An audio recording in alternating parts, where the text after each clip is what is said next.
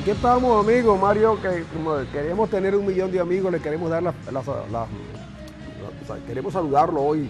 Hoy lunes 18 de enero del 16. Esperemos que usted la esté pasando bien. Recuerde que nosotros estamos, para nuestros amigos que nos preguntan a diario dónde estamos, les decimos que seguimos en Global TV, Canal 65 en señal abierta, pero también en la internet del canal, en el globaltv65.com, también en algunas cableras que en el Zulia llevan nuestro programa a sus hogares, y obviamente también estamos en el canal YouTube, que allí usted nos busca y nos consigue el programa ya en diferido, pero ahorita estamos nosotros en el canal YouTube. Y también usted puede oír el audio del programa en Aycaracha y tuguarapo.com. Pronto tendremos buenas informaciones técnicas y además de eso le vamos a decir cosas muy buenas. Yo, por supuesto, me voy a ausentar a partir de hoy. Arena queda a cargo de todas las cosas que se hacen aquí y seguramente en el camino les dará la buena nueva. Es buena. Es buena y le estamos esperando, pero usted sabe que hay que hacer a la gente le va a gustar mucho, ¿verdad? Hay que hacer algunos ajustes, pero fíjense lo siguiente, tenemos algunas cosas de las que hablar, muchas, ¿no? Pero fíjense que una de ellas tiene que ver con Pastor Maldonado. Lo de Pastorcito es una calamidad, ¿verdad? El Pastor pudiera quedarse fuera de la Fórmula 1 y eso nos afectaría mucho a nosotros.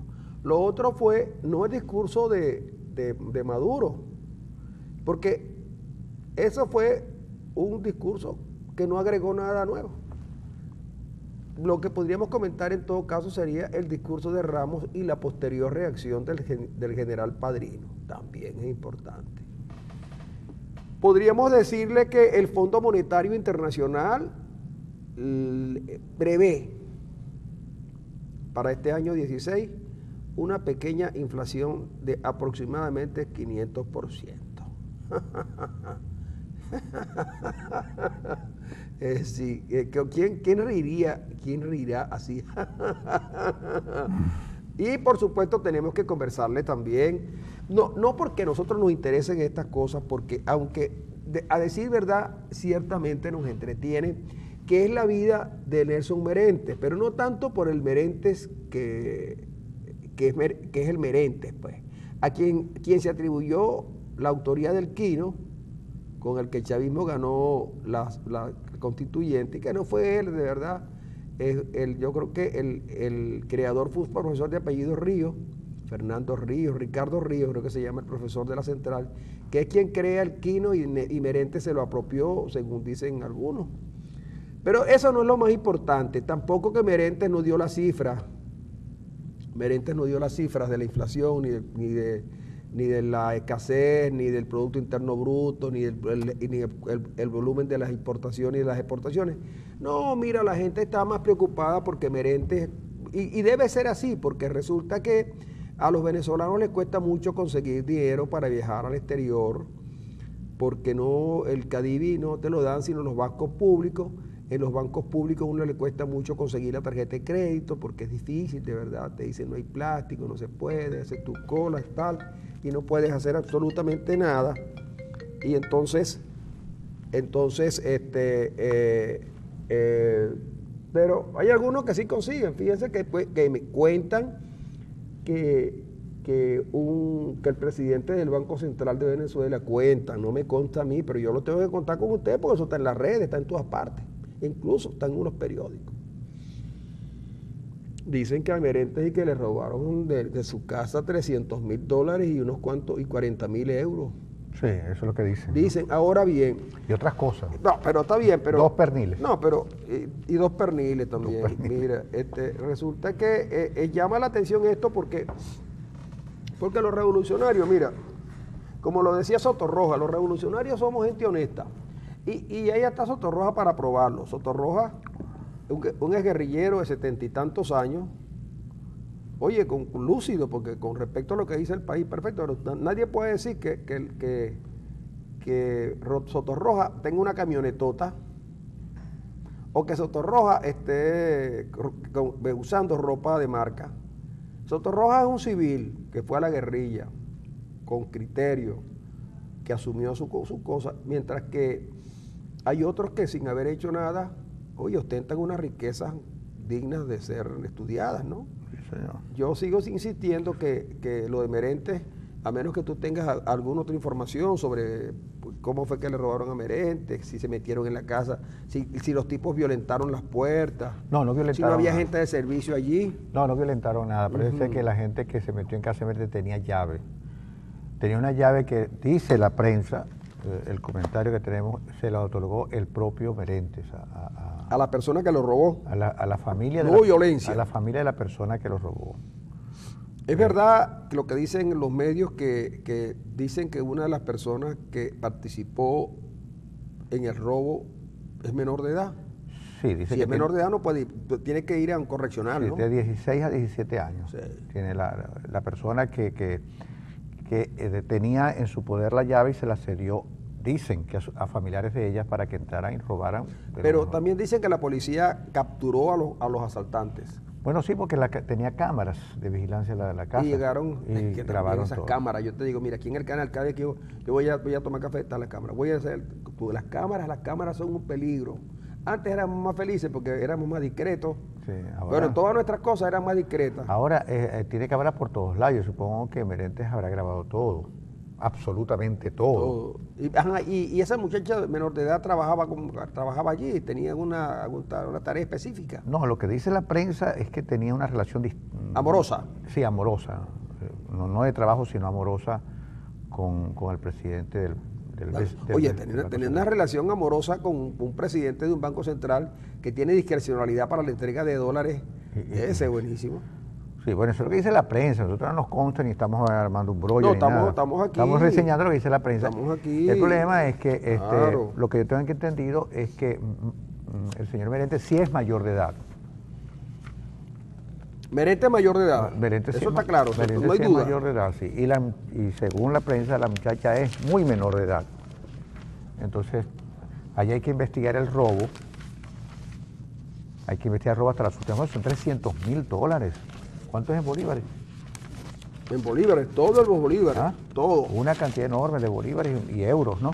Sí. Entonces, si eso es así, hay que investigar el robo hasta las últimas consecuencias. Si la familia de la joven estuvo involucrada y la joven estuvo involucrada, entonces la policía tiene que tenerlo y los tribunales tienen que intervenir. Ahora, ¿y por qué dicen que...? Ahora, también en el fondo hay que intervenir lo otro. Hay que intervenir lo otro y tienen que afincarse en el artículo 374 del Código Penal. Un momentico, vamos a por partes. Tenemos la seguridad de que se llevaron 2 perniles. 2 perniles. No, seguramente fue que en estos días, como Merentes hizo su cola para comprar su pernil barato y compró 2, pues uno siempre compra de más cuando uno tiene ventaja. Ahora, de que le hayan robado el dinero, de eso no puede haber, porque el dinero no apareció. Apareció en los perniles, pero el dinero no apareció. Los $300,000. ¿Cómo sabe alguien que son $300,000 y 40,000 euros? Bueno, Francisco, eso es lo que dice la prensa. Lo que dice la prensa es eso. Los 300,000, los 40,000 euros. Ahora, el dinero no apareció. Lo que sí aparecieron fueron los perniles y las otras cosas que le robaron. Entonces, allí hay 2 cosas que investigar. El robo, por supuesto. Se le robó nada menos y nada más que el presidente del Banco Central. Que, por supuesto, parece que no le tenía mucha confianza a la banca porque tenía el dinero bajo el colchón, sería, o en una caja fuerte, no sé. No, pero es que yo te voy a decir lo siguiente. Yo creo que lo del robo de la plata, eso nunca se va a saber porque... a menos que lo investigue Tablante. Es posible. A menos que Tablante lo investigue, pues Tablante se la pasa investigando cosas de esas, ¿no? Y es probable que Tablante sepa quién tenga el dinero, porque Tablante sabe hasta lo que tiene la plata en Andorra. Bueno, el caso es que tenemos ese caso y tenemos el otro problema.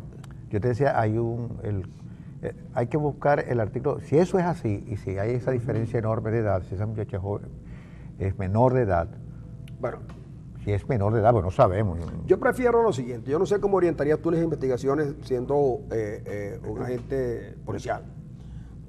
Yo, por ejemplo, primero determinaría si es verdad que el Merentes de que se está hablando es el mismo Merentes. Es Nelson Merentes. Es Nelson Merentes, porque tú sabes que a lo mejor... Puede haber otro Merentes y otro Nelson, ¿no? Otro Nelson, sí. La doble Nelson. La doble Nelson. Entonces, pudiera ser también que el Chiro Molina... que es el que más informado, pero ya está Sebastián Navarrete y muchos periodistas muy serios y bien informados de todas estas cosas. Lo que le falta a esta historia es que Nelson Bocaranda la coloque en el sitial que corre. En el run run. En el run run. Bueno, lo cierto es, primero hay que determinar si la muchacha, porque hay apariencias engañan. Yo conozco una mujer que ella tiene sus años, pero sin embargo aparenta 32, 36, y es objeto de piropos callejeros cada vez que se digna a caminar, a poner sus pies en las polvorientas calles de Maracaibo. O en el basural de Maracaibo. En el basural de Maracaibo. Pero habría que investigar si la muchacha, hay que investigar si la muchacha tiene padre, si son cuarentones, quién le entregó la llave. No, no, que son padres cuarentones, son padres muy jóvenes. Son padres muy jóvenes y por supuesto si son padres muy jóvenes la muchacha tiene que ser muy joven. Ahora, ¿el padre y la madre sabían de las correrías de esta muchacha con este hombre? Porque hay que saberlo todo, ¿entiendes? Dice, según el Chino Molina, que tiene la información de los vecinos que viven cerca, muy cerca, el señor presidente del Banco Central le pagaba a la familia. Dice el Chino Molina. Bueno, entonces, de cualquier manera, este tema no va a quedar... Este es un brollo gigantesco que quien tiene que aclararlo es el propio Merente. Vamos a tratar del tema del discurso presidencial y la respuesta a Ramos Alú con el periodista, director de Bien Dateado y el columnista de muchos periódicos, y además de eso, el que tiene su programa de radio en Éxitos 89.7 en horas de la tarde, Damaso Jiménez. Con él vamos a conversar, pero con Damaso cuando llegue vamos a hablar también de una noticia que trae la verdad, versión final, y que nosotros manejamos la semana pasada preguntando por qué había salido introspectivamente de la Tesorería Nacional y de la Tesorería de PDVSA el señor Eric Malpica Flores. A todos nos pareció muy extraño. Y ya llegó Damaso Jiménez y vamos a incorporar a Damaso Jiménez a esta conversación porque aquí Buenos días, ¿cómo estamos? Hay muchos temas, Damaso. Muchos temas, chicos. Como yo sé, fue un día medio calichoso. El día que es calichoso. Domingo pero para que tú veas, los días calichosos. Sin embargo, todavía está la gente hablando de Ramos Alú, que fue el viernes. Bueno, pero para que tú veas, nosotros el domingo fue tan calichoso que volvió a ganar Barcelona. Nosotros somos a nosotros nos gusta el caliche, porque nosotros sacamos información donde la gente cree que no hay. Ya nosotros hemos puesto 5 o 6 temas en el ambiente que van a dar que hacer, pero estábamos tratando el de... Para esta semana. Sí, el de los amores otoñales, por ejemplo, que dicen de Nelson Merente, amores otoñales, pero te digo, Merente tiene la pinta del seductor. Sí, ya tú sabes que no es el primer escándalo de este tipo que le siembran a Merente, porque ya recuerdas que en una oportunidad se hablaba de su relación con la organización Miss Venezuela y ese tipo de cosas. También hay que decir que estas son informaciones que han salido en una columna del periodista Manuel Isidro Molina, ¿no? En varias oportunidades. Entonces, bueno, habría que saber qué tan veraz pues, son estas informaciones. Como te escuché hace un momento, pues, bueno, eso está en el tapete allí. Eso no es la mayor noticia que tenemos los venezolanos, no hay que preocuparnos. Pero es un brollo sabroso. Es un brollo que colocaron este domingo. Y que la canción favorita de Merente, que voy por la vereda tropical. Pero bueno, no sé, es como lo que sí desnuda es la vida de gozón que tienen muchos funcionarios del gobierno. Sí, claro, tiene además una doble moral, además. A mí me cuenta mi abuelita que no era analista político, sino ella era más bien observadora del hecho político, mi abuela Ricarda Rojas. Ella cuenta que, yo no sé por qué, porque ella vivía en Margarita, lejos de la Chila, pero dice que Pérez Jiménez, el que llamaban el gordito de Michelena, le encantaba cuando venían las Naomi Campbell de la época a Venezuela. Al presidente Pérez Jiménez le gustaba juguetear con esas grandes actrices en las cálidas arenas de la isla de Lorchila, y le llamaban que tenía una motoneta. Ese mito todavía existe, esa es una leyenda. Una motoneta. Sí, yo escuché hablar de un niño. Entonces Pérez Jiménez. Una motoneta es una avioneta que anda por el suelo. Una motoneta es una Vespita. Una motoneta es una moto que eran italianas en la época. Y lo bueno era que resaltaba la gordura del presidente. Se veía bien. Entonces cuentan las historias que Gina Lolo Vígida y otras actrices famosas estuvieron en Venezuela y que iban a la Uchila. Porque te voy a decir lo siguiente, ustedes que son gente de la farándula y que van a hablar de política más adelante, yo lo que quiero decirles es que Nelson Bocaranda, en su libro Bocaranda y otro más, cuenta que Naomi Campbell estuvo en Venezuela. Ella había recibido antes unos diamantes de un tipo llamado de apellido Taylor, que era un dictador en una zona de África.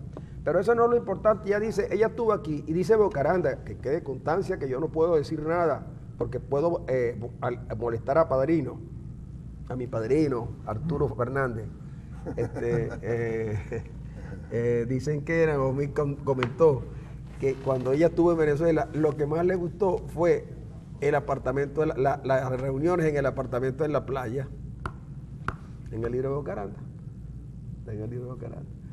Yo digo el pecado, pero no digo el pecador. Está bien. Bueno, ese brollo quedó ahí y yo supongo que eso se quedará en el olvido, como se queda en el olvido muchas cosas. Y los $300,000. Pero queda la leyenda, claro, de la forma de vida de muchos funcionarios del gobierno. El problema grueso son la cantidad de dinero que fue extraído de la casa del señor Berente. $300,000 más $40,000. La pregunta sería, si eso fuese verdad. Si eso fuese verdad. Porque alguien tiene tanto dinero en su porque casa. estamos hablando de algo presuntuoso allí, ¿no? Mira, se puede tener 300. ¿Qué venezolano no puede tener $300,000 en efectivo? El presidente del Banco Central. Imagínate. Bueno, pudiera ocurrir también tal como dijo Rodolfo Marco. Marco Rodolfo. No es Rodolfo Marco. Es Rodolfo Marco. Sí, es Rodolfo Marco. En su momento cuando le dijeron, y esa plata, esos $14,000 millones que están en la banca pública de Andorra, privada de Andorra, perdón, ¿a qué se debe? Dice, bueno, eso se debe a que son dinero del país. A lo mejor la plata que tenía Merentes ahí en la casa de Panaguarema, a lo mejor es parte de las reservas internacionales, que las tenían ahí en La Guaira por si acaso haya que comprar algo de emergencia. Tú sabes que uno tiene su colchoncito, por si acaso un poquito de efectivo. No vaya a ser que llegue un barco, entonces haya que está haciendo, tú sabes que está la burocracia en Venezuela. Y además, viniendo de Nelson, uno tiene que tener en el propio colchón. Claro, no, uno tiene que tener, a lo mejor Merentes tenía esa plata ahí para cualquier barco que llegue. Cualquier emergencia. Que haya que pagar alguna deuda del país, ¿no? Exacto, sí, por eso. Y a lo mejor son parte de las reservas internacionales que Merentes las tiene a discreción. A discreción allí para cualquier gasto en efectivo, porque a veces hay que pagar en efectivo. Cambiando el tercio, porque ya está bueno de chisme. De chisme y de... el señor Malpica Flores sale de la Contraloría y nos dejó asombrados porque recién acaba de ser nombrado nada más. Bueno, dejó asombrado dos cosas. Uno, que tuviera tanto tiempo en la tesorería, ¿no? Pero cuando se descubrió, ¿no? Pues a través de la callapa de varios medios digitales, ¿no? Y que tuviese al mismo tiempo dos cargos, uno importante como directivo de PDVSA y otro en la tesorería, que es un señor sobrino de la señora Flores. Y luego este otro, que es justamente cuando sale. Hubo dos sorpresas. Primero, que un sobrino tuviera tanto tiempo allí y de manera, digamos, de bajo perfil. Y luego, pues, que saliera. ¿Por qué salió? Se desconoce hasta ahora. Bueno, ahí dice la versión. Yo como sé que ustedes... Se han barajado varias versiones, pero bueno, ¿cuál será cierto? Nosotros hemos dicho, cuando supimos la salida del señor Malpica, nos llamó mucho la atención. Pero tú sabes que nosotros no tenemos capacidad para a veces poder verificar y certificar una información, pero sí nos llamó la atención que el hombre saliera, sobre todo después de un evento que lo publicaron ahí en un blog donde aparece una fiesta en una de las islas del Caribe, y se comenzó a decir que parece ser que los sobrinos fugitivos, los sobrinos detenidos habían hablado de más. Pero el diario La Verdad de hoy, versión final de hoy, en su página de suceso número 36, con un trabajo firmado por Neiro Palmar Atencio, periodista zuliano bastante bueno, muy acucioso en la información, dice: por narcolavado salió de tesorería el sobrino de Cilia Flores. Entonces, cuando el periódico dice esta cosa, debe haber alguna información que ellos manejen. En Carauta Digital había salido hace unos días, es un trabajo que viene realizando un joven compañero, colega periodista en Nueva York, Yuki Fabio Flores, justamente para ese portal, y que le ha hecho seguimiento a todo lo que ha sido el caso de los sobrinos, que están en este momento detenidos, presos allá y que se les sigue un juicio, ¿no?, a través de la Fiscalía de Nueva York. Esa información, ¿no?, una información similar, parecida, en la cual pues de alguna manera conecta un hilo entre esos sobrinos, que aparentemente pues son sobrinos no tan directos, ¿no?, de la familia que vive allí en Miraflores, aunque uno viva, uno aparentemente pues, es como hijo de la familia, en relación con este muchacho que algunos incluso señalan que no es sobrino, sino hijo de Cilia Flores. Esa información no está muy clara. Como todas las cosas, ¿no?, que están alrededor, donde nadie sabe exactamente o con verosimilitud las relaciones y los intríngulis del poder que tiene pues cada uno de estos personajes, ¿no?, allí. Pero bueno, sí, ya comienzan a salir ciertos tentáculos de lo que es el caso que se está manejando desde Nueva York con importantes voceros del gobierno. ¿Qué va a pasar con esto? Bueno, habría que esperar, ¿no? Bueno, pero lo cierto del caso es que cuando ya los medios, primero los medios comienzan... Cuando las piedras empiezan a... Sí, cuando los medios comienzan a moverse, y sobre todo periódicos serios que mantienen mucha seriedad en el manejo de la información, tú comienzas a preocuparte, ¿no? ¿A preocuparte por qué? Para preocuparte, no porque por el delito, porque el delito al final lo puedes castigar, porque el que cometió delito hay que castigarlo, se llame como se llame. Lo que te digo es porque si, por ejemplo, se logra determinar que PDVSA participó en una centrífuga de lavado de dinero, PDVSA pudiera salir de los circuitos financieros internacionales y PDVSA va a necesitar dinero para poder ampliar su cuestión. Y cuando estás hablando de PDVSA no estás hablando de una empresa particular, de una familia, estás hablando de la empresa del país. Pero parece la empresa de una familia. Claro, se ha manejado así, como se ha manejado, por la forma inclusive que declaran, ¿no? En estos días declaró Aristo Bolisturi, le dijo, mira, el sábado, mira, Ramos Alú, no te metas con nuestra FAM, ¿no?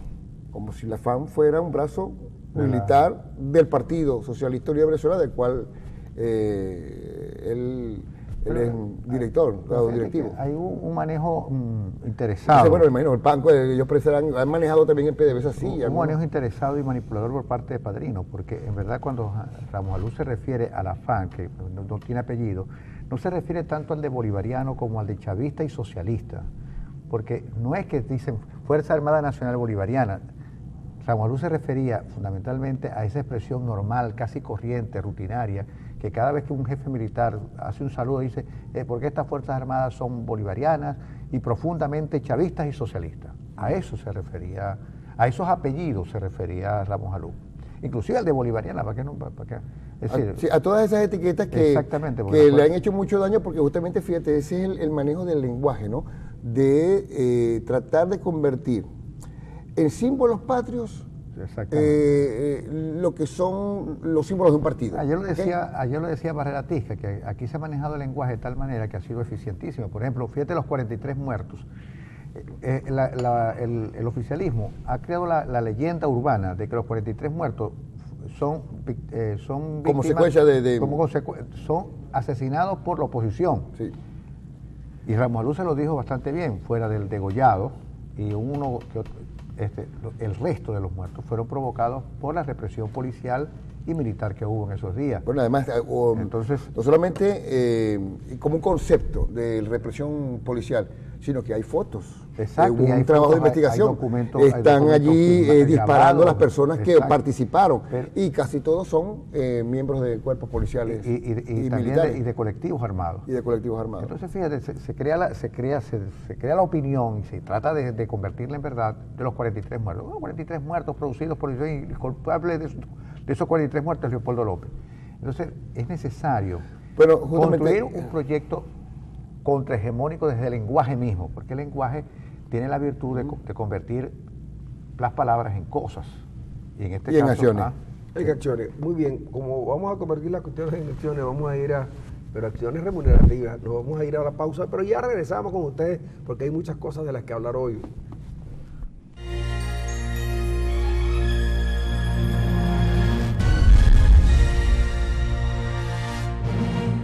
Aquí seguimos, amigos, compañía hoy de Damaso Jiménez, con quien estamos conversando de todas las cosas que se conversan en este programa. Un poco a veces avanzamos en un tema, lo dejamos y tomamos otro, pero siempre redondeamos en torno a las cosas que usted quiere oír y de las que usted quiere, bueno, que la gente se pronuncie. Ya habíamos entrado nosotros en el asunto en esa cosa del discurso del presidente Maduro en el Parlamento. que tuvo un preámbulo de que si iba, que si no iba, que si la sala constitucional, que si los tipos de, que si los diputados de Amazonas no son diputados, total que ahí la cosa está bastante fea. Pero ya el general Barulla le ganó la elección ahí fácil, se la ganó bien y se la va a seguir ganando. O sea, que si alguna vez hacen elecciones en Amazonas, se la van a Tienen que hacer las elecciones nuevamente en Amazonas. Entonces ya por ahí salió un señor que uno que era de los precios, la cosa, que que es zuliano también, de apellido Méndez creo que es, diciendo que ellos creen que la situación también fue rara, porque un sitio que era, un centro de votación que era de ellos, tuvo 90.000, yo no creo, de votos nulos. Pero lo cierto del caso es que eso eran claros, pero es que los centros de votación no son de nadie. Los centros de votación son de los electores y los electores pueden cambiar en un momento determinado claro, por uno por otro. Entonces ellos dicen que no, que ya estaba resuelto, que este centro de votación es mío y no lo pegan a nadie más. Pero más allá de eso, la Asamblea Nacional se recompuso, arregló la cosa. Y fíjate una cosa que cuando se han hecho, digamos, impugnaciones o reclamos, ¿no?, electorales en los pasados procesos electorales, bueno, el CNE hizo prácticamente caso omiso. El CNE no sabe nada, sí. Y en esta oportunidad, pues, cómo actuaron todos estos poderes de inmediato. Pero el CNE sigue callado. Entonces, lo cierto es que el presidente Maduro, yo creo que no quería, de verdad, el presidente Maduro nunca quiso ir al Parlamento. Todos eran unos subterfugios. Al punto que este muchacho, que es el jefe de la bancada... Héctor Rodríguez. Sí, dijo, ellos no ganaron nada, lo que tienen es una mayoría simple. Y a mí me llamó la atención eso, y antes de analizar el discurso, ¿de verdad ganaría algo la oposición? Bueno, en principio, mira, yo creo que ganó las elecciones. Yo creo que sí, ganó el derecho, ganó ya solamente para responderle a este planteamiento que hace Rodríguez, que se llama él, ¿no? Héctor Rodríguez. Héctor Rodríguez. Bueno, se ganó nada más el derecho a replicar el viernes en la noche, después de un discurso aplaudido, con barras y con tomas solamente a los grupos del chavismo, pues fíjate que pues hubo una intervención, ¿no?, donde se pudo replicar todo lo que dijo el presidente de la República en cuanto al tema de los símbolos patrios, en cuanto al tema de cómo se han manejado las arcas y los tesoros del país, y en cuanto a un gran sinnúmero de detalles importantes que en ningún otro momento de estos 17 años hubo posibilidad de réplica. Bueno, si eso no es un gran triunfo, pues lo que me diga Rodríguez. Hay dos cosas ahí que yo creo que esa noche se logró mediante el discurso de Ramos Alú. El derecho a hablar. El derecho a réplica, a replicar. El derecho a la palabra, a tener derecho de palabra. A tener voz. A tener voz. Y la otra cosa es a recuperar el concepto de política. Dos cosas que son importantísimas, que habían sido cancelados en los últimos 17 años por una Asamblea Nacional que estaba sumisa al Poder Ejecutivo. Yo creo que ya eso es importante, pero Héctor Rodríguez es un muchacho con muchas limitaciones. Yo no sé si... yo creo que ese muchacho le hicieron mucho daño al darle excesivo poder en tan corta edad, porque no creo que lo pueda asimilar tanto. Y fue ministro de Educación. Bueno, ya ha dado una gran cantidad de puestos burocráticos, de los cuales cuando baje de allí, porque toda la vida cambia... A mí lo que me llama la atención va a dolerle bastante. Que él no termina una frase cuando ya comienza otra. Eso tiene un nombre en la gramática, tiene un nombre. Él no termina una frase cuando comienza la otra. Bueno, eso se llama cantinflérico, porque así hablaba Cantinflas. Cantinflas sí, pero ¿tú crees que sea? Es medio disléxico. Yo no sé, pero a mí me gusta oírlo, porque a mí me gustan esas cosas. Estar estudiando pero me gusta, la forma de hablar de los... Porque el tipo él está diciendo, los pájaros tienen alas y entonces los gallos cantan. Y tú no sabes cuál es el mensaje. Son las aves. El gallo es el gallo. El rap. Yo de verdad. Pero fíjate que Ramos Alú en un momento determinado, y yo creo que tienes razón, Maduro no quería estar allí. Y por eso el escándalo... ¿Tú crees que el chavismo estaba incómodo ese día? Claro, chico. Claro que tenía que estar incómodo. ¿Lo viste en la posición en la que se encontraba Diosdado Cabello? Echado hacia atrás y como mirando con desdén la silla... que el trono que alguna vez creía que iba a manejar para siempre. Pero fíjate, bueno, yo creo que Maduro no quería estar allí dando la memoria y cuenta, evidentemente, era incómodo. Y por eso que estaba el tema álgido de los diputados de Amazonas, que ya habían sido proclamados y juramentados, ¿no? Pero bueno, como dijo Ramos Alú, a veces hay que doblarse para no partirse, ¿no? Por cierto, que parece que generó cierta burla, ¿no? Por eso del partirse. Pero después como que se entendieron, ¿no? Las palabras exactas de lo que quiso decir. Y bueno, se salió de ese tema, ya vendrán elecciones, ya se verá qué va a pasar con estos diputados amazonas, pero la mayoría que se ganó, los 112 diputados, bueno, en algún momento la vas a tener otra vez. Te pregunto, porque ahí son 167, son 167 escaños. La mayoría calificada son 112, contados sobre los 167. Pero si tú le quitas 4, el quórum entonces se rebaja a 163. Por lo tanto, los 109 siguen siendo una mayoría calificada con respecto a los 163. Porque ellos también fueron invalidados o impugnados un diputado. Un diputado. Decir, además que creo que uno parece que saltó la tranquila, pero están en esa suma. Lo cierto es que todavía no puede sumar completo. Lo que te quiero decir es que... pero en cuanto a la correlación de fuerzas... Sigue siendo igual, mayoría calificada porque el quórum son 163. Pero yo te aseguro que cuando lleven ese planteamiento que tú estás haciendo, que parece lógico, al Tribunal Supremo, va a decir que no, que el quórum es con 167. ¿Tú crees? Sí, seguro. Pero 167 por sobre un número de diputados que en este momento no los tienes completos. Si el asunto está sobre asistencia, sí. Pero si van a decir, no, de todas maneras, yo creo que la Cámara está integrada por 167 miembros. Sí, de los cuales ustedes tienen 109, lo que quiere decir que no tienen la mayoría calificada. Bueno, por eso fue que Rodríguez dijo que habían ganado una pírrica mayoría simple. Bueno, eso depende. Bueno, tú sabes que la interpretación es libre, ¿no? Sí. La interpretación es libre. Puede decir ellos pueden pensar que ganaron las elecciones el 6 de diciembre. Y bueno, si eso no es así, bueno, seguir viviendo esa falsedad, ¿no? Pero bueno, el país, lo cierto es que ahí estuvo Maduro, ahí se planteó, no fue a un Tribunal Supremo de Justicia y se entregó el decreto de emergencia económica, que por cierto, dentro de 8 días tendrá que haber una respuesta.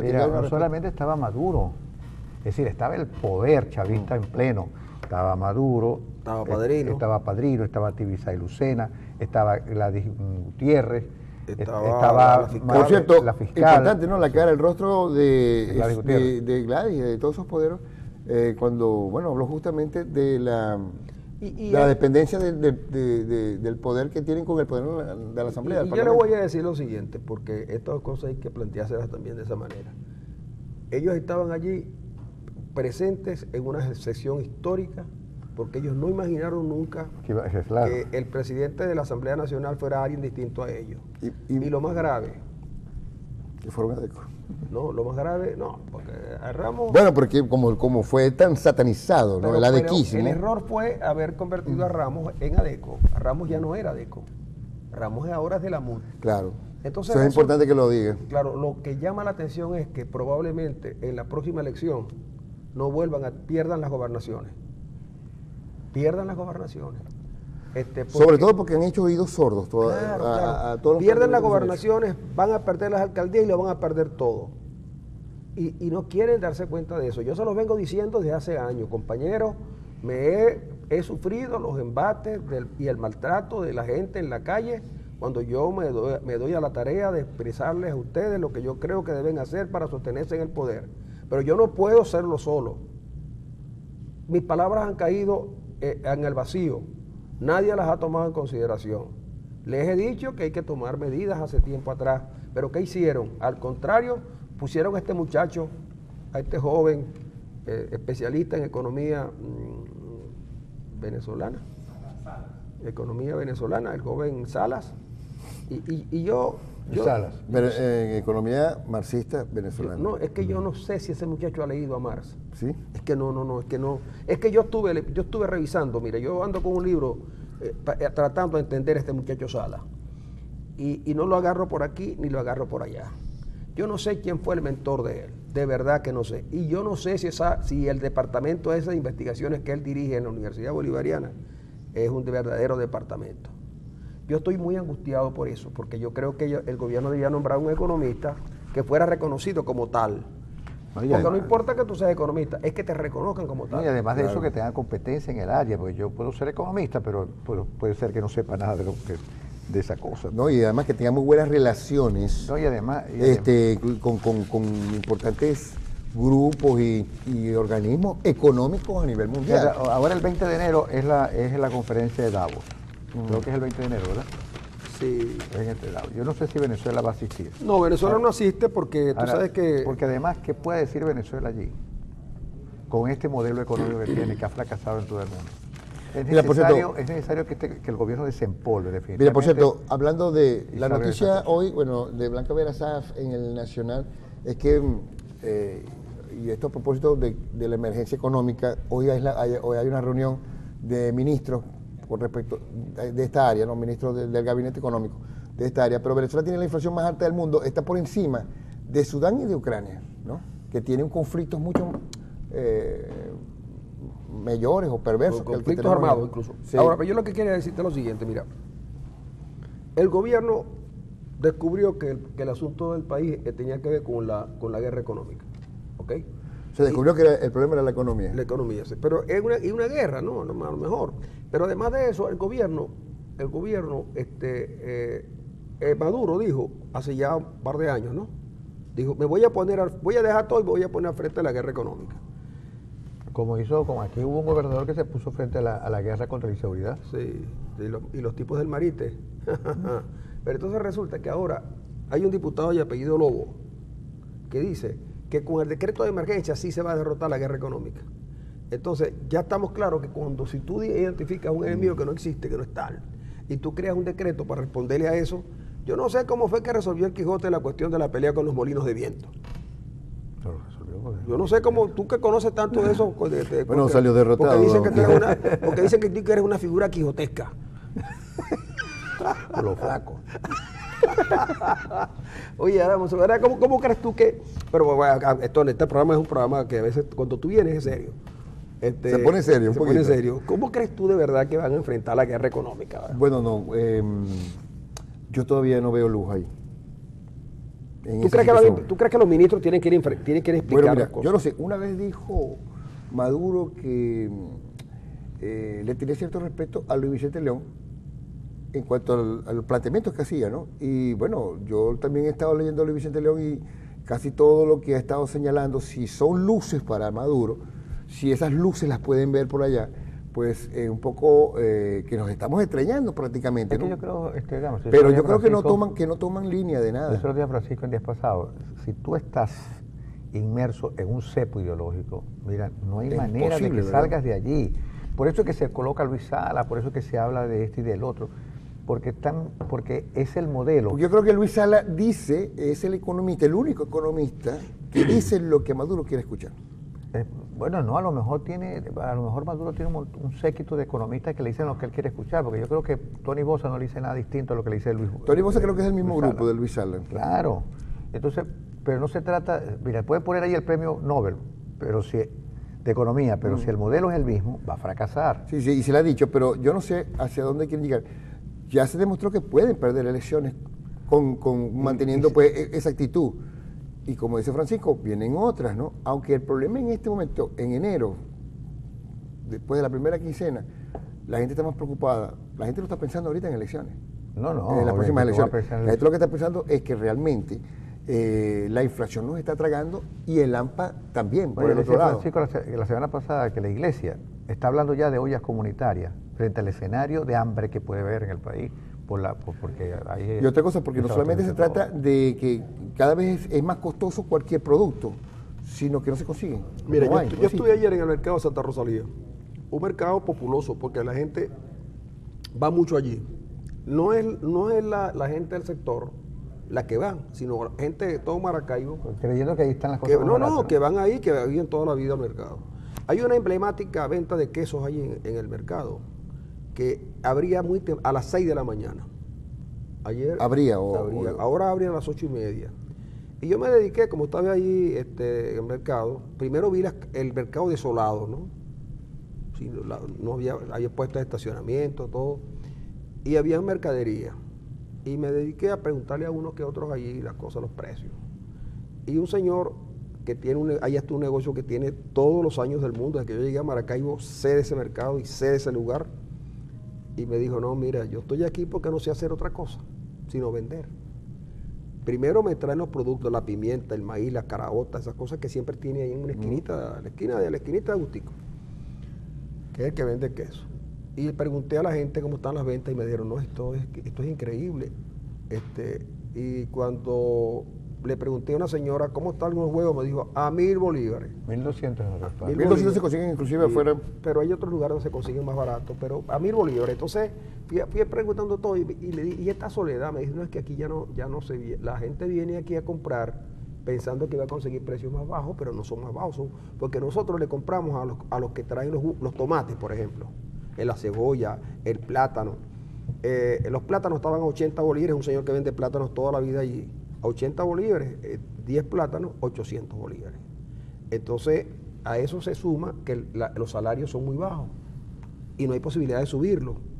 Entonces, eso que plantea Arenas, de que la iglesia lo está manejando, no es ninguna cosa para dentro de 20 años. Eso puede ser ya.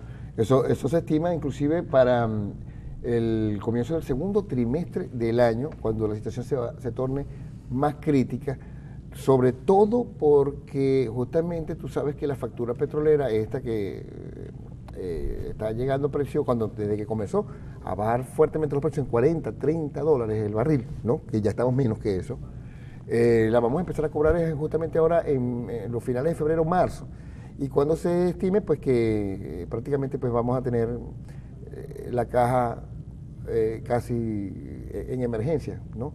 Entonces, y si el petróleo, como dicen algunas firmas, llega a los niveles de 20 dólares, imagínate cómo lo vamos a dar contra la pared. Por cierto que el analista económico del diario Panorama hoy, la información de Panorama, es muy interesante. 24 que llegó el viernes, ¿no? A 24. Ya estaba un poquito más bajo según lo que vi hoy en la mañana.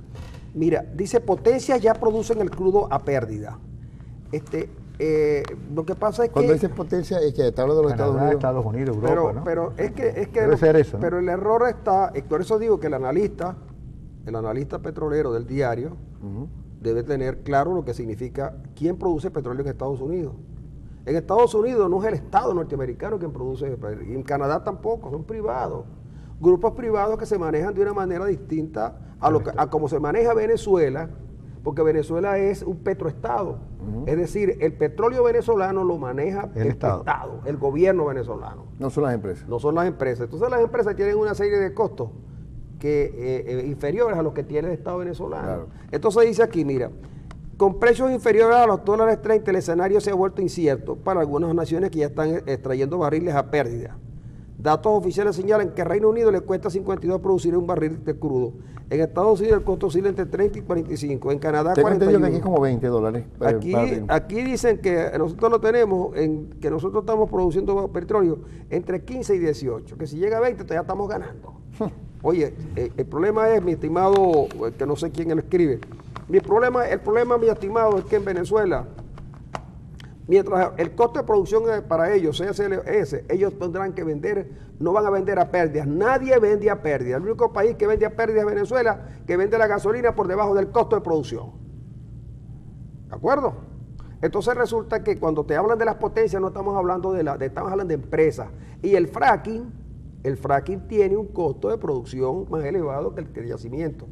Pero cuando los yacimientos son viejos como los nuestros, y cuando Venezuela tiene que comprar petróleo liviano para poder mezclar, para poder vender petróleo, la situación se nos pone más compleja porque los únicos dólares que nosotros recibimos son los dólares del petróleo, que cada vez son menores. Es decir, y eso y cada vez entra menos a caja. El día pasado un empresario zuliano me decía, hay mucha gente disfrutando con que los precios del petróleo se vengan abajo. No, la gente no está disfrutando, la gente está sufriendo. Yo le decía... ¿Y por qué tenía esa lógica? Bueno, porque él dice que hay mucha gente de la oposición que quiere que los precios vengan abajo. Pero esa satanización de creer que si aquí estamos todos sufriendo el Lampa, es un problema para todos. Para todos, no, y el tema del petróleo también. No le preguntaron a la militancia. Sí, eso es lo malo cuando tú conviertes en el tema de los intereses de un partido en símbolo patrio. Aquí hay un señor donde llamado, creen que eso es patria. Hay un señor de nombre Albert, de la parroquia Cacique Mara, que está denunciando que en la circunvalación 1 a la altura del puente Socorro, los delincuentes lanzan objetos a los vehículos para que paren y robarlos y también a los que están accidentados. Esto es un mensaje para el gobernador, que está al frente de la policía, ¿verdad? Paseese por el puente Socorro en horas de la noche o del día, no sé. El gobernador, ya que tocaste el tema de la inseguridad, yo voy a tratarlo ahora en el análisis que tengo para esta semana, porque aunque todo el mundo anda en el tema económico, como evidentemente nos preocupa, también es preocupante el tema de la seguridad, sobre todo aquí en el Zulia, ¿no? El gobernador llamó a Viallo Parisi, ¿no? Y me parece pues una buena carta para colocarlo allí en la Secretaría de Seguridad, porque la mayoría de los cuerpos han sido militarizados completamente. Siempre ha sido así, pero ahora se ha intensificado más. Y todo parece indicar que el hecho de que tú seas militar no necesariamente conozcas mucho el problema de la seguridad ciudadana y el problema del operativo policial, ¿no? Muchos terminan siendo pues unos burócratas, unos personajes de oficina, y es muy poco lo que dan la cara, ¿no?, al tema que estamos sufriendo todos en la calle. La ciudad está completamente a oscuras, abandonada, guarnecida, y bueno, por allí salió algunas, por lo menos hemos escuchado algunas frases, ¿no?, inclusive de crítica al sistema, porque evidentemente pues Viallo le he escuchado decir, bueno, el tema de las patrullas, no hay patrullas, no hay repuestos, están totalmente, a lo que hay un cementerio de unidades allí, ¿no? No hay batería. No hay batería. Entonces, el tema del país también afecta al tema ahora, institucional. Pero la verdad que, bueno, ahora que se habló de la emergencia, nos llama la atención. Por ahí estuvo el alcalde Prieto, por ahí estuvo el alcalde de Mara, hablando criticando prácticamente, ¿no?, la situación de inseguridad, también porque los está llegando de cerca, porque por ahí le han estado llamando el hecho de que han disparado contra algunos entes políticos, pues lo llamen el sicariato político, y todo el mundo sabe que, bueno, que cuando ya empieza a preocuparte una situación, sales adelante. Pero sí, yo creo que el tema aquí a discutir durante toda esta semana va a tener que ser ese, porque nos está creciendo el sicariato, el secuestro y el robo de vehículos. Ahora, claro, ustedes dirán que yo siempre trato de quitarle fuerza a la conversación seria, pero yo no me podría ir de aquí sin que ustedes me dijeran, ustedes dos que son los conocedores, ¿qué les parece este Ministerio de la Agricultura Urbana? Bueno, ya yo estoy cultivando, yo tengo ya cebollín en un zapato viejo que tenía, mañana lo voy a traer. Mañana lo vas a traer cebollín. Zapato. Mira, Mario me dice que tenemos que ir a la pausa, pero que quede claro que Arenas mañana va a traer su cebollín sembrado en un zapato viejo. Sí. Jiménez no viene mañana porque tiene que ir a sembrar a otra parte. Va a sembrar en Antolín del Campo. Pero yo prometo que esta experiencia de venezolana, yo la voy a llevar a otras latitudes y quiero que ustedes me den su opinión. Yo voy a explicar en las Naciones Unidas, voy a estar en las Naciones Unidas, explicando cómo en Venezuela la producción agrícola se incrementó una vez que nombraron a una señora ministro de Agricultura Urbana, porque hemos recobrado no solamente los espacios, sino además. Sino, chicos, en mi casa había un tobo que nadie sabía qué hacer con él. Y es más, que el aseo urbano se negaba a llevarse por feo y viejo.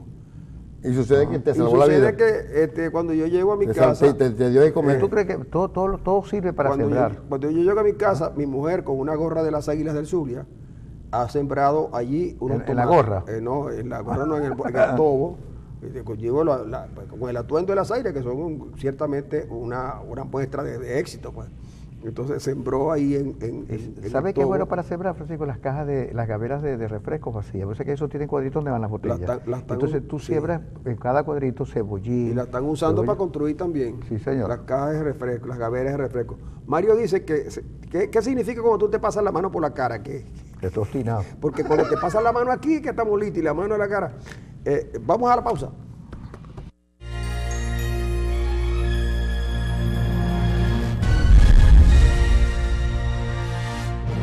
Ojalá que pudiéramos hacer todo al mismo tiempo, pero lo que pasa es que... Ese era Peralta. Ese era Perales. Perales, la cosa. Pero no, pero de niño lo escuché. Yo le estaba preguntando a Damaso Jiménez y al doctor Ender Arenas Barrios, Ender Ramón, Ramón. Pero ustedes... Estabas hablando de la agricultura urbana, de la agricultura urbana. Sí. ¿Qué te parecía? ¿Le parecía? Ahora, No, yo estoy sembrando ya. por eso, pero lo que digo es, como propuesta, es una propuesta que puede ayudar a resolver los problemas Es una propuesta del abastecimiento de bienes agrícolas. No, chicos, eso es ganas de hablar paja, ¿me entiendes? Ya eso inclusive lo hizo en una oportunidad. Pero a lo mejor eso es lo que quieren cultivar paja. Pero es justo, si es hablar paja está bien porque sembrarán paja. Claro, porque te quieres sembrar. Mira, ustedes también pueden colaborar en tratar de... Mira, la gente, no hay tomate. ¿Qué vas a hacer?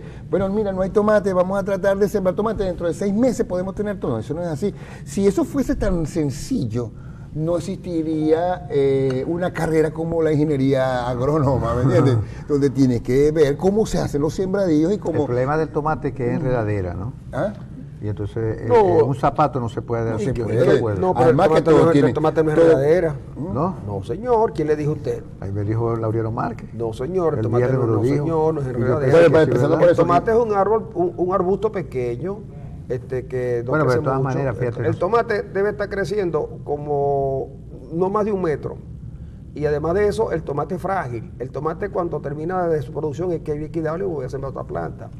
A menos que se utilice una variedad que se cultivaba en México. ¿Tú cómo que sembrabas? En México, y que tenía el mismo tamaño de una mata de limón, que en el injerto, un tomate que era más... alimonado. Mira, ¿y tú crees que después que la gente haga cola, trabaje 8 horas, lleve a los muchachos al colegio, los vuelva a ver, y de entre 11 de la noche y 2 de la mañana le dé tiempo a sembrar, a revisar la matica La primera cosa, no va a haber problema porque no va a haber trabajo y tampoco... en el apartamento? No va a haber trabajo y tampoco colegio. O sea que tú vas a tener Bueno, problemas. a algún sector, no todo el mundo le pasará eso. Ahora, lo que este chico, de verdad que en ese aspecto del Congreso se ha hablado, como dices tú, paja, porque aquí se ha implementado cualquier programa en ese sentido. Los cultivos organopónicos. Ya, esos son errores repetidos. El kit del conuco. El kit del conuco, los saraos. La ruta de la empanada, Mira, el problema es que, chicos, los gallineros está verticales. demostrado que un país, un orden social y económico, no se puede construir desde una sola pata, tiene que haber 2 y hasta 3. Es decir, el mercado y el Estado han demostrado hasta ahora que cuando hay conjunción entre ambos, las economías se fortalecen. Pero si tú quieres convertir al Estado en todo, en el único código de orden, ahí tienes problemas. Y vas a tener problemas. Claro. Entonces, no se puede gobernar un país con ideología. Aquí la mayor inflación es ideológica y está apuntalada desde el Ejecutivo. Maduro, gente que además de eso no está formado ideológicamente. Cuando escucha a un economista, alumno de Francisco, decir que la inflación no existe. Es decir, y así, eso es algo como de secta. Mira, cada vez que hay un mal que nos aqueja, que nos preocupa, elimínalo de tu mente. O sea, y si lo eliminas exclusivamente... Y de la realidad, no existe, no existe. Aquí solamente existe lo que diga el líder de la secta. Entonces, eso es imposible vivir así, sobre todo cuando no somos uniformes ni homogéneos. Aquí todo el mundo tiene maneras de pensar distintas y maneras de ser que no son iguales. Entonces, bueno, no sé hacia dónde quieren llegar con esto, pero preocupa, por un lado, cómo nos está consumiendo el tema inflacionario, económico, de escasez, y el tema de la inseguridad, del AMPA. Desde aquí me dice un señor que Leopoldo López es el autor de los 43 muertos. Fíjate, ¿cómo saca? Claro, pero que si tú manejas ese mismo código comunicacional, tú podrías decir que Chávez es el autor de las 200 muertes del año 92. Bueno, y así, entonces uno... Sí, pero lo que pasa es que yo creo que eso... y creo que fueron más de 200 muertes. Es decir, no hay peor ciego que el que no quiere ver. Y no hay peor sordo que el que no quiere oír. Claro. Entonces la gente sabe que a lo mejor la salida no fue la mejor salida. Pero como decía Ramos, todas las manifestaciones, las manifestaciones estaban allí cuando tú le inyectas eso, la represión policial. Por supuesto. Por ejemplo, el caso más emblemático de la ¿Qué colocó la represión policial? ¿La colocó López, pero lo de la fiscalía es un caso emblemático. En la fiscalía no pasó nada de lo que el gobierno dice, al punto que el fiscal que llevaba el caso termina poniendo las cosas en su lugar. Pero cuando tú descubres, por eso que desapareció, ya no está hablando de él. Cuando tú descubres, por ejemplo, que la jueza que condena a Leopoldo López es la misma que pone en libertad a Fernández Barrueco, Es la misma que lo pone en libertad. Tú dices, bueno... Después de las acusaciones que le hizo Chávez, en el 2013, la señora que puso preso, que sentenció a Leopoldo, puso en libertad a Fernández Barrueco. Entonces no tiene que ir muy lejos. Pues. Ahora la pregunta es la siguiente: ¿podrá el gobierno asistir a una asamblea nacional donde lo menos que van a recibir son aplausos por la corrupción? Yo lo digo porque yo sigo leyendo el libro de Tablante y de Carlos Tarre. ¿Cuál? ¿El primero o segundo? El gran saqueo.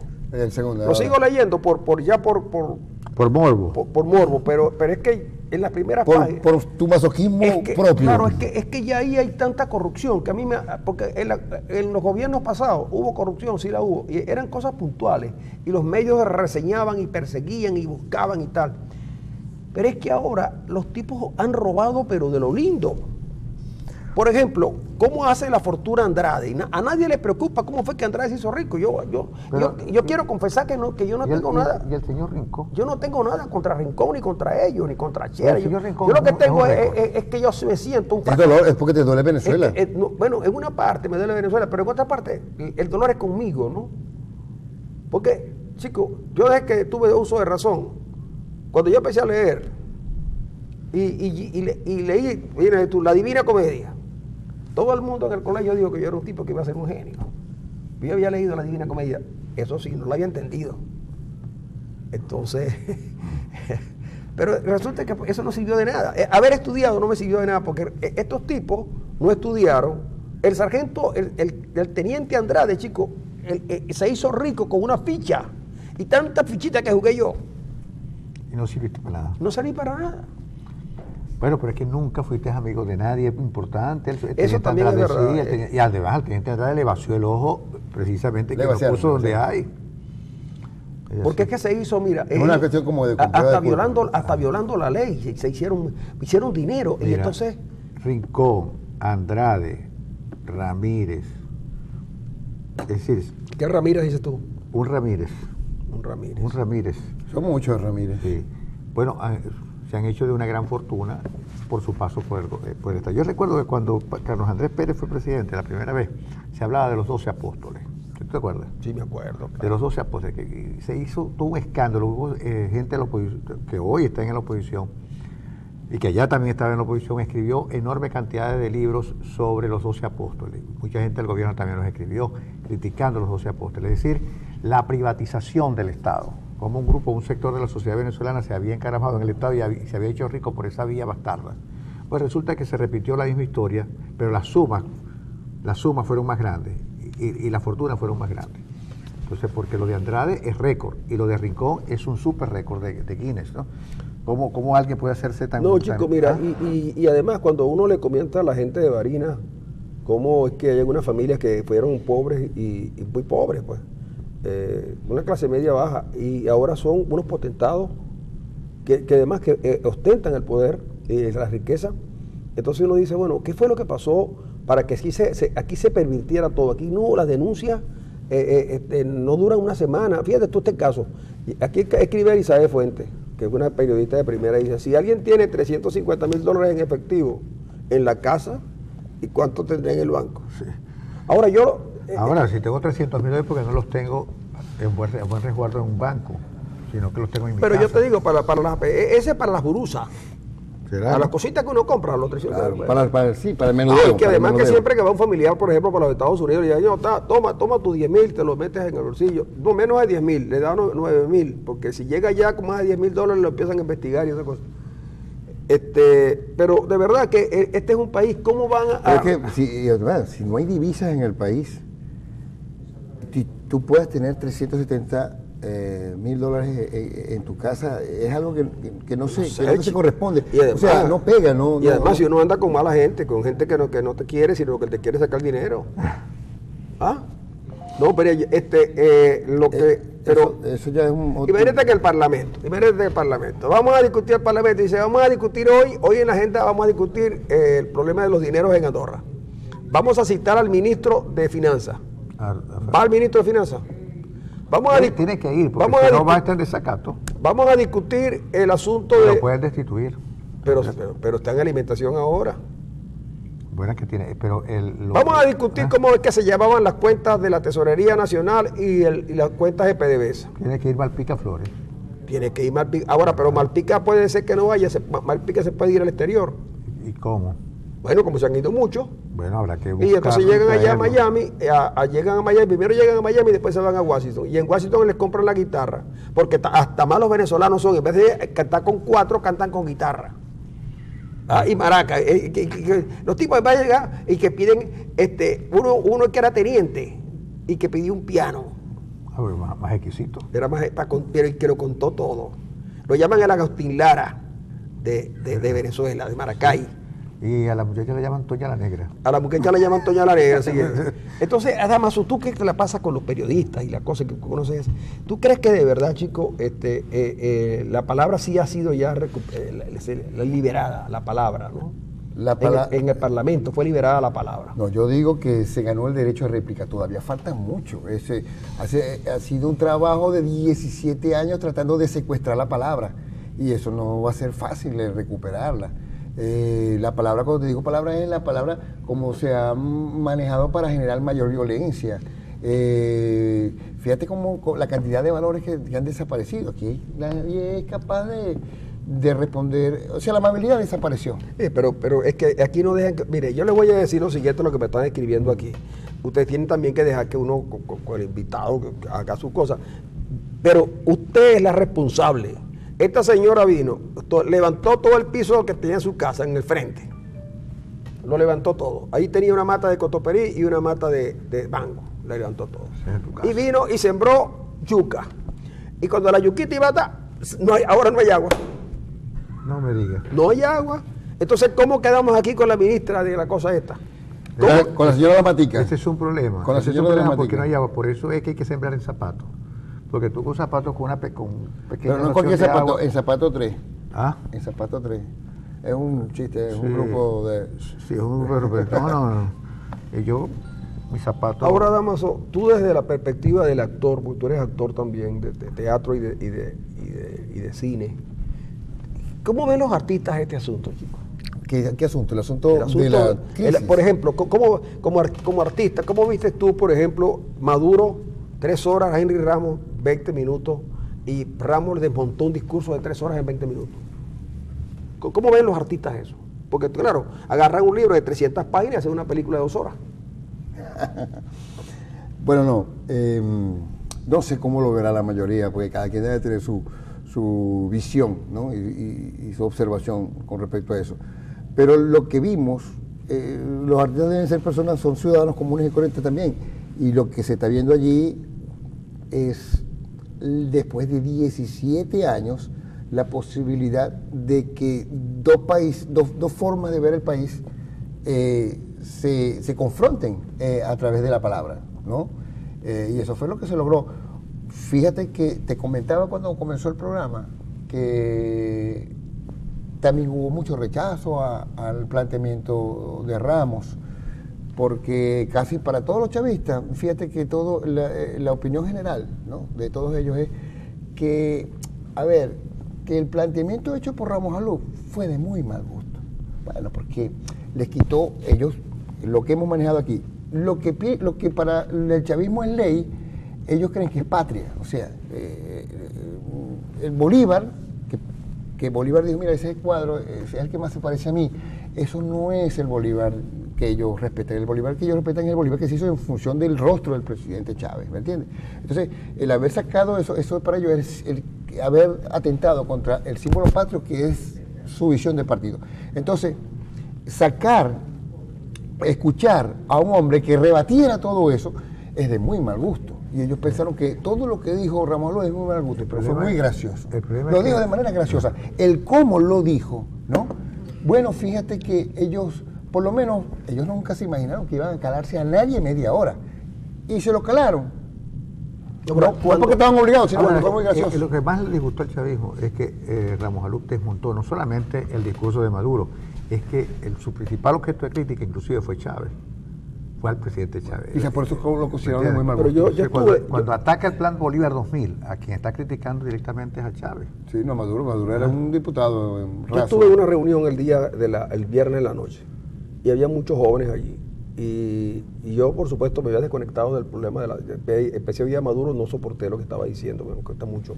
Yo reconozco que el presidente Chávez lo seguía siempre en sus cosas y yo me atendía, sobre todo cuando él daba una... No le ves gracia. No, a mí lo que más me gustaba de Chávez era que en el no presidente él daba órdenes que nadie cumplía, y a mí se me llenaba de una cierto morbo.